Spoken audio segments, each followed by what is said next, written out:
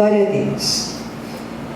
Meus irmãos, vamos abrir nossa Bíblia hoje num livro que é muito pouco lido na Bíblia, que é o livro de Cantares. Nós vamos abrir no capítulo 2 e vamos ler apenas um versículo, que é o versículo 4. Cantares, capítulo 2, o Cântico dos Cânticos, né? Cantares, o Cântico dos Cânticos. Capítulo 2, versículo 4.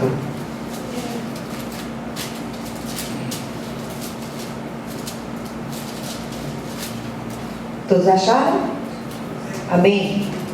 Glória a Deus. Então diz assim a palavra do Senhor: leva-me à sala do banquete, e o seu estandarte sobre mim é o amor. Amém? Glória a Deus. Vamos orar mais uma vez.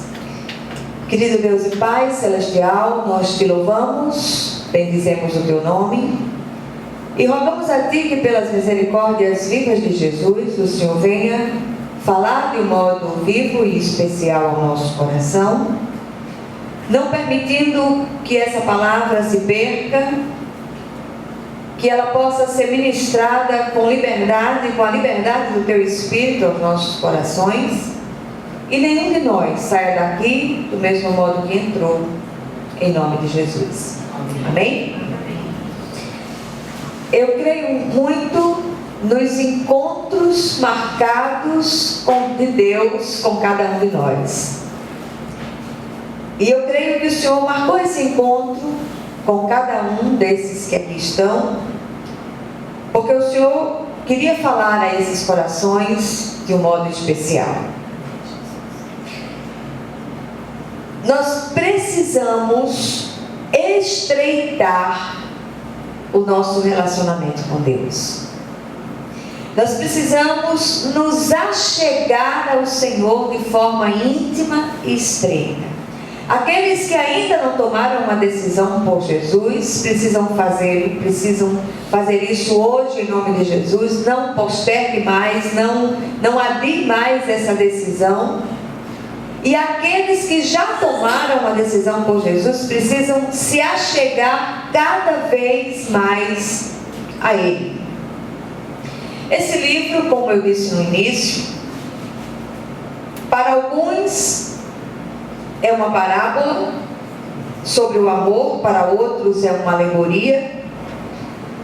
São várias as interpretações, mas o fato é que este livro ele é muito pouco lido, porque as pessoas não compreendem muito o sentido das palavras que aqui estão. Na verdade, é um poema literal, no mais autêntico estilo hebraico, e que fala sobre o amor conjugal de Salomão com a sua jovem esposa Sulamita. Contudo, a mensagem do poema, ela nos remete ao relacionamento íntimo de Cristo com a sua noiva, a igreja. Por isso que eu queria que você com quem o Senhor marcou esse encontro essa noite, prestasse bastante atenção para aquilo que o Senhor deseja ministrar a cada um de nós hoje, em nome de Jesus. Em toda essa mensagem, nós encontramos um modelo de relacionamento que o Senhor deseja ter com o seu povo. Então, meus amados irmãos, o povo de Deus tem vivido e tem experimentado dias de muita agonia, dias de muita aridez emocional, muita aridez até espiritual. Mirtes falava na sua fala ali, no momento que ela estava cantando, que nesses dias de feriado grande, as pessoas não tiveram tempo de parar para pensar no sacrifício de Jesus, visto que se comemorava a semana chamada Santa, onde as pessoas deveriam lembrar a morte e a ressurreição de Cristo. Mas as pessoas estavam tão ocupadas, tão voltadas para atender a visitas que chegavam, a familiares que se hospedavam em suas casas, que poucos foram aqueles que tiveram tempo e atentaram para o verdadeiro significado daqueles dias. E eu queria chamar a atenção de um modo especial hoje para essa aridez que o povo de Deus tem experimentado. Aridez de não sentir a presença de Deus, aridez de não experimentar renovos da parte de Deus. Nós cantamos: renova-me, Senhor. Nós precisamos ser renovados, nós precisamos ser visitados por Deus de uma maneira viva e especial. Tem um texto que eu gosto muito, no Evangelho de João, capítulo 10, versículo 10, onde o Senhor Jesus diz que o ladrão veio somente para roubar, matar e destruir, mas Ele disse: eu vim para que tenham vida e a tenham em abundância. O que será que Jesus queria dizer com essa vida abundante que Ele veio trazer? Será que Jesus estava falando de uma prosperidade financeira, de você amealhar bens nessa terra? Eu acredito que não. Eu acho que Jesus estava falando de algo muito mais profundo. Ele estava falando de algo muito mais de interioridade do que mesmo daquelas pregações que a gente tem ouvido nos nossos dias, sobretudo na igreja eletrônica, salvo raras exceções, onde se foca muito em ter bens materiais, em se alcançar coisas materiais nessa terra. E a gente tem visto que muitas pessoas que têm muitos bens, que são os ricos do presente século, que têm uma vida desgraçada do ponto de vista de Deus, tem uma vida que não goza da plenitude da presença de Deus, mas tem muito dinheiro, tem muitos bens, tem muitas propriedades, tem casas em todos os lugares, tem muitos carros, tem muitas coisas, mas a gente vê a família destroçada e tantas coisas precisando de conserto nessas vidas. Então eu queria chamar a atenção dos amados nessa noite. Nós fomos alcançados, gerados de novo para a plenitude de um relacionamento íntimo e estreito com o Senhor ressurreto. É nisso que consiste a nossa prosperidade, a nossa verdadeira prosperidade. As outras coisas que nós verdadeiramente precisarmos, essas coisas não serão acrescentadas, mas nós precisamos ter equilíbrio, nós precisamos ter aquela alegria do Espírito, porque senão nós não aguentamos viver nessa terra. As coisas estão cada dia mais difíceis, as coisas estão cada dia mais complicadas para a gente viver nesse mundo. Agora há pouco, antes de vir para cá, estava passando os noticiários na TV. Eu nunca paro para assistir, mas é inevitável. A TV está ligada, você está fazendo algumas coisas, você ouve aquelas notícias. Nunca se viu tanta notícia ruim num dia só. E nós olhamos, você não tem mais segurança, por exemplo, de ir trabalhar, apanhar um ônibus e ir trabalhar. Muitas imagens de motoristas dirigindo coletivos lotados de passageiros, falando no celular, mandando mensagem no celular, dirigindo com uma mão só. Teve uma hora que um determinado motorista, ele ia fazer uma curva, mas estava atendendo o celular, e ele faz a curva com o cotovelo. Como é que pode? Dirigindo um coletivo. Agora acabou de acontecer um acidente horrível no Rio de Janeiro. Um ônibus desabou de um viaduto de 10 metros de altura, matando 7 pessoas. Meu Deus, que é isso? Você não tem sossego. Se você não tiver uma experiência viva com o Senhor, eu não estou falando de exterioridades, eu não estou falando de igrejismo, eu não estou falando de você frequentar uma igreja, eu estou falando de plenitude, de intimidade, de comunhão com esse Cristo vivo, que faz a diferença, que faz com que a nossa vida sobre essa terra seja menos árida. Nós não sabemos o dia que nós vamos ser chamados dessa terra.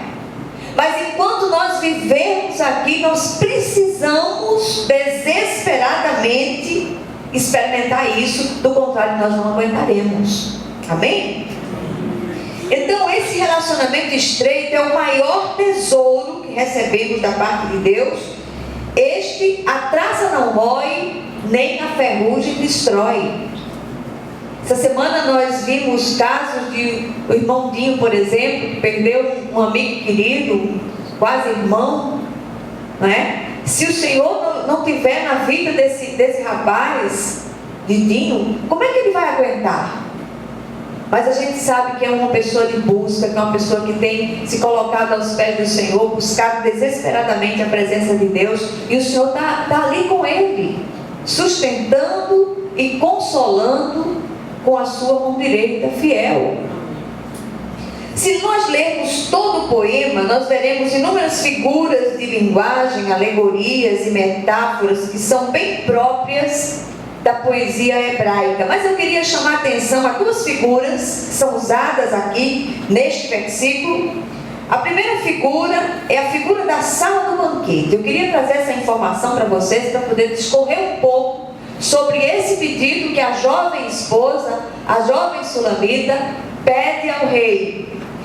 A primeira figura é a sala do banquete, que é o lugar da plenitude, da excelência, da honra. A segunda figura trazida pelo texto, pelo versículo, é estandarte. O que é um estandarte? O estandarte é uma insígnia, é uma bandeira, é um pavilhão que identifica ou identificava naquela época uma tribo ou nação. E eu fico muito impressionada com a forma como as coisas são colocadas na palavra de Deus. Quando o povo atravessava o deserto, as tribos de Israel eram acampadas de acordo com a orientação recebida por Deus, dada a Moisés, e cada tribo era identificada com o estandarte, com a bandeira. Cada bandeira, com a sua insígnia, mostrava que aquela tribo era Judá, aquela tribo era Levi, aquela tribo era Issacar. Então, cada uma daquelas tribos eram identificadas pelos seus estandartes. Muito bem. De posse dessa informação, no texto lido, a jovem esposa faz um pedido ao seu amado, ao rei. Ela deseja ser levada à sala do banquete. O que há de tão especial na sala do banquete? Eu queria chamar também a atenção da igreja para o fato de que nos dias de hoje ninguém para sentar-se à mesa. As pessoas comem na frente da TV, as pessoas comem correndo porque tem que ir de um lado para o outro, alucinadas. As famílias não se reúnem, não se conversa mais à mesa, não há mais esse momento que é precioso para as famílias. Quantas pessoas não saem, comem no self-service, correndo, porque está todo mundo muito atrasado, é aquele desespero. Mas essa jovem esposa, ela faz um pedido especial, ela quer ser levada, não a uma mesa qualquer, não uma mesa de self-service, não uma refeição rápida, correndo, ela quer ser levada à sala do banquete. Então, a pergunta é, o que há de tão especial ali? Então, eu separei 4 razões especiais para que nós possamos ir à sala do banquete. Em primeiro lugar, a sala do banquete é o lugar da honra e da excelência. Amém? Amém. Vale salientar aqui que este pedido foi feito por uma esposa ao seu esposo, por uma rainha ao seu rei. Paulo, falando aos Efésios, diz que ressuscitamos com Cristo e estamos assentados nas regiões celestiais com Ele. Este é um grande privilégio que os crentes recebem. Recebemos autoridade para reinar com Ele. Fazemos parte da família de Deus, somos privilegiados. E aquela jovem esposa sabia disso e não abriu mão de seu direito adquirido. O grande problema conosco é que não temos enxergado o nosso lugar de privilégio, porque carregamos o ranço da velha vida e da velha natureza. E o Senhor quer dizer a nós hoje que nós precisamos adentrar a sala do banquete, porque é o lugar da excelência, é o lugar da honra, e nós somos privilegiados por nos assentar com o Senhor ali. Muitas vezes são tantas as frentes de batalha, são tantos os opositores que vêm a nós. Para onde nós temos ido para buscar consolo, buscar refúgio, buscar saídas? Nós precisamos ir à sala do banquete. Então, queridos, temos esquecido que somos raça eleita, nação santa, sacerdócio real, povo de propriedade exclusiva de Deus. O céu para nós começa aqui. E você pode contra-argumentar e dizer: olha, são tantas coisas que nós estamos vivendo, são tantas loucuras que nós estamos enfrentando, são tantas agressões gratuitas que nós estamos enfrentando. Como é que o céu começa aqui? Começa aqui sim, porque essa condição ela é sobrenatural. Não é uma condição natural, é uma condição sobrenatural. Quando nós entramos no nosso quarto, fechamos a porta, falamos ao nosso Pai que vem em secreto, o nosso Pai que vem em secreto nos recompensa. Então vamos nos acostumar a ir à sala do banquete, assentarmos-nos à mesa do rei e ali recebermos aquele alimento especial, aquele alimento substancioso que nós precisamos receber para ser nutridos em nome de Jesus. Outra razão para não desfrutarmos desse alto privilégio é que deixamos de dar atenção às palavras do rei para nos determos nas palavras nécias das profecias e ministrações dos falsos profetas ao nosso redor. Para com isso em nome de Jesus. Abra sua Bíblia, leia a palavra de Deus, medite na palavra de Deus. O Espírito de Deus não está de mal com você. E muitas vezes nós deixamos de ouvir aquele alimento, receber aquele alimento puro que está aqui nessa Bíblia Sagrada, que é a grande mesa do banquete para nós, para ouvirmos as profecias mentirosas, as profetadas de muitos falsos profetas que se levantam para atrair aquelas pessoas que estão passando por dificuldades. Para com isso em nome de Jesus. Aquieta o teu coração, deixa Deus operar na tua vida, deixa Deus agir na sua vida, não se exponha desnecessariamente. Muitas vezes, homens e mulheres de Deus têm trazido coisas tão pessoais e partilhado com determinadas pessoas. Nós estamos vivendo um tempo que você não conhece quem tá próximo de você. Então tenha um pouco mais de reserva com relação às suas coisas e fale com o rei na sala do banquete. Ali ele vai recompensá-lo em nome de Jesus. A segunda razão para irmos à sala do banquete é porque lá é o lugar da intimidade. Amém? Quem é que você leva à sua mesa? Aqueles que têm intimidade com você. Esses vão à sua mesa. O salmista diz que a intimidade do Senhor é para os que o temem. Temer o Senhor não é ter medo de Deus, mas reverenciá-lo como Senhor, como Salvador e como Rei, priorizando em tudo. No lugar da intimidade, coisas secretas são partilhadas, segredos do Rei são partilhados conosco. O Senhor diz, falando com o profeta Jeremias, ele diz que vai revelar coisas grandes e ocultas que nós não sabemos. Então a sala do banquete é esse lugar da intimidade. Fale com o rei, mas escute o rei. Se acostume a ter momentos de silêncio na sua oração, para que o Senhor ministre ao seu coração.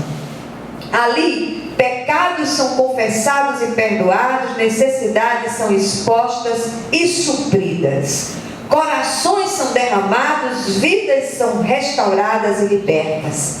Na sala do banquete, o rei é encontrado e poderá mudar a nossa sorte. separemos um tempo para essa busca, em nome de Jesus. Terceira razão para ir à sala do banquete: lá é o lugar da comunhão. Olha só, o apóstolo Paulo diz em 1 Coríntios 1, ele diz: fiel é Deus, pelo qual fostes chamados à comunhão de seu Filho Jesus, nosso Senhor. Será que temos desfrutado efetivamente dessa comunhão? Comunhão, queridos, pressupõe proximidade e unidade. Temos buscado o Senhor pelo Senhor, ou nós temos buscado o Senhor apenas quando as coisas se tornam extremamente difíceis e atravessamos os desertos da vida? Comunhão é algo contínuo, é algo que tem que acontecer no dia a dia, na alegria e na tristeza, na saúde e na doença, a semelhança do relacionamento conjugal. Amém? A gente não fica, não, eu estou chateado com meu marido, estou chateado com a minha esposa, eu não vou para casa hoje. Quem disse a você que é assim? Negativo. Às vezes as coisas não estão bem, mas você tem que estar lá, dormindo na mesma cama, comendo na mesma mesa, até que aquela situação passe e as coisas voltem ao normal, em nome de Jesus. Qual foi a última vez que nos prostramos em sua presença apenas para desfrutar dessa presença? Nós nos apressamos para os nossos momentos de oração para pedir.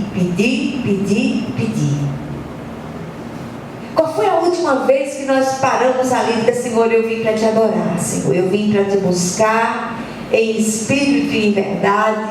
Eu quero te agradecer, Senhor, por tudo que o Senhor tem feito na minha vida, apesar de mim, em nome de Jesus. Só os que têm legítima comunhão expressam verdadeira gratidão. Amém? Em quarto e último lugar, a sala do banquete é o lugar da abundância e da plenitude.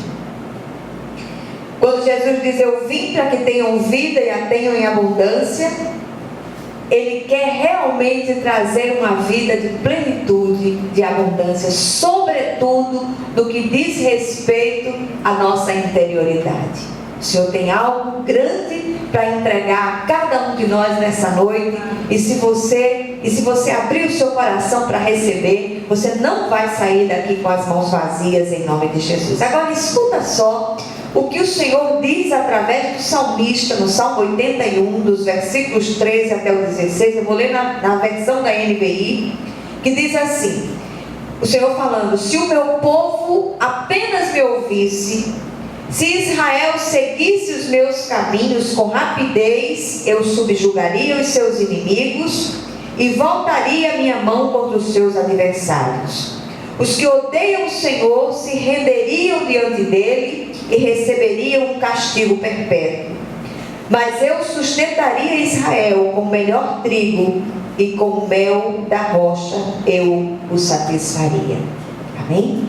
Então é desejo de Deus, sim, que experimentemos o melhor dessa terra.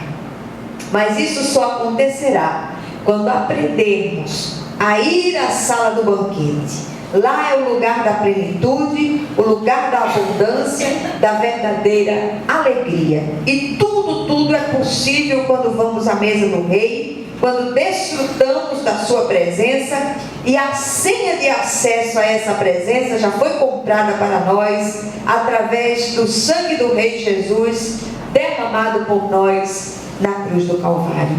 A parte dele foi essa, a nossa é recebê-lo em fidelidade. Eu não sei aqui nessa noite se há alguém que precisa desesperadamente confessar Jesus como seu Senhor e Salvador, recebendo Jesus como seu Senhor e Salvador. Eu queria que você não saísse daqui sem fazer essa decisão pessoal. Se você quiser fazer essa decisão no grupo de oração, faça isso, mas não saia daqui sem o Rei Jesus reinando soberanamente no centro da sua vida.